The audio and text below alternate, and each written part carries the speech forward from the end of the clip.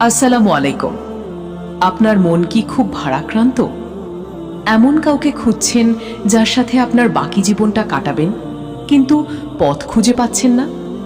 মনে হচ্ছে সবার জীবনেই ভালোবাসার মানুষ আসছে, শুধু আপনার অপেক্ষার প্রহর শেষ হচ্ছে না।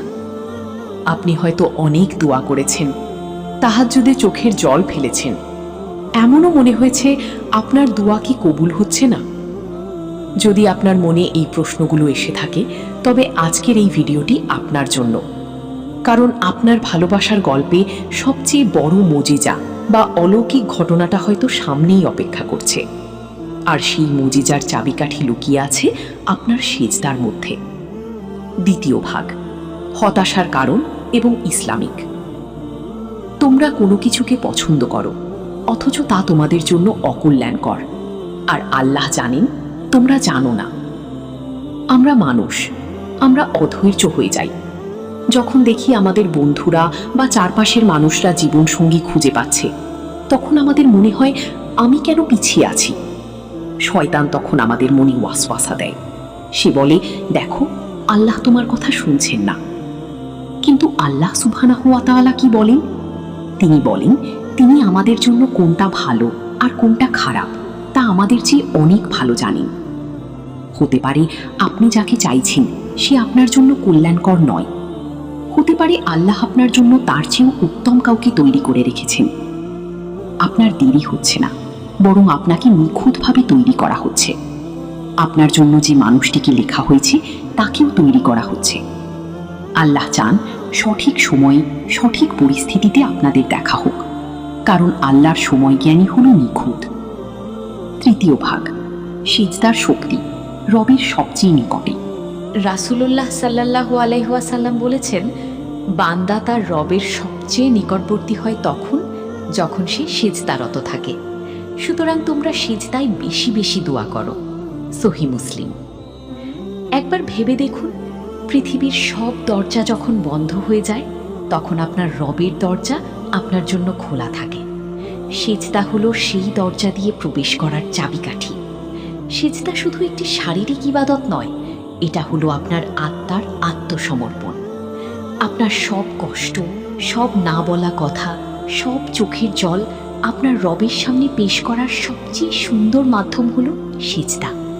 যখন আপনি কপাল মাটিতে রাখেন, তখন আপনি আপনার সব অহংকার, সব হতাশা আল্লাহর কাছে সঁপে দেন। আর ঠিক তখনই আল্লাহ আপনার সবচেয়ে কাছে চলে আসেন। তাই হতাশ হবেন না, আপনার দোয়া বৃথা যাচ্ছে না। প্রতিটি সিজদা, প্রতিটি চোখের জল আল্লাহর কাছে রেকর্ড হচ্ছে। তিনি আপনার নীরবতাও শুনতে পান। শুধু বিশ্বাস রাখুন এবং সিজদা করতে থাকুন। চতুর্থ ভাগ, কি করণীয়? শুধু সেজদা করলেই হবে না, আমাদের কিছু কাজও করতে হবে।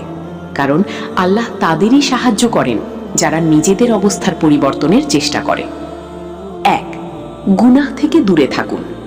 হারাম সম্পর্ক বা এমন কোনো কাজ যা আল্লাহ অপছন্দ করেন তা থেকে নিজেকে বাঁচিয়ে রাখুন।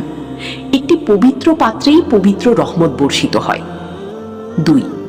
নিজের উপর কাজ করুন। একজন ভালো জীবনসঙ্গী পাওয়ার আগে নিজে একজন ভালো মানুষ হবার চেষ্টা করুন। নিজের দিন, চরিত্র এবং ব্যক্তিত্বকে উন্নত করুন।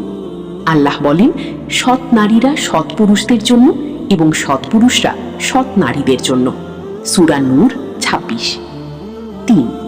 ধৈর্য ও শুকরিয়া। ধৈর্য ধরুন। জেনে রাখুন, আল্লাহর পরিকল্পনা আপনার পরিকল্পনার চেয়ে উত্তম। আর যা কিছু আপনার আছে তার জন্য শুকরিয়া আদায় করুন। শুকরিয়া করলে আল্লাহ আপনার নিয়ামত আরও বাড়িয়ে দেবেন। 4. দোয়া চালিয়ে যান। কখনো দোয়া করা ছাড়বেন না। তাহাজ্জুদের সময়, বৃষ্টির সময়, জুম্মার দিনে, এই বিশেষ সময়গুলোতে বেশি বেশি দোয়া করুন। নির্দিষ্ট করে বলুন আপনি কেমন জীবনসঙ্গী চান। আপনার রবের কাছে চাইতে কোনো লজ্জা নেই। পঞ্চম ভাগ, উপসংহার এবং চূড়ান্ত অনুপ্রেরণা। আপনার ভালোবাসার গল্পটি কোনো সাধারণ গল্প নয়। এটি লিখেছেন স্বয়ং আরশের মালিক আল্লাহ সুবহানাহু ওয়া তাআলা। তিনি সবচেয়ে উত্তম পরিকল্পনাকারী। বিশ্বাস করুন, আপনার জন্য একটি সুন্দর হ্যাপি এন্ডিং অপেক্ষা করছে। সেই এন্ডিং দুনিয়াতেও হতে পারে, অথবা আল্লাহ আপনার ধৈর্যের পুরস্কার হিসেবে জান্নাতে এর চেয়েও উত্তম কিছু রেখেছেন। তাই মন খারাপ করবেন না, চোখের জল মুছে ফেলুন, উঠে দাঁড়ান, অজু করুন এবং জায়নামাজে দাঁড়িয়ে যান।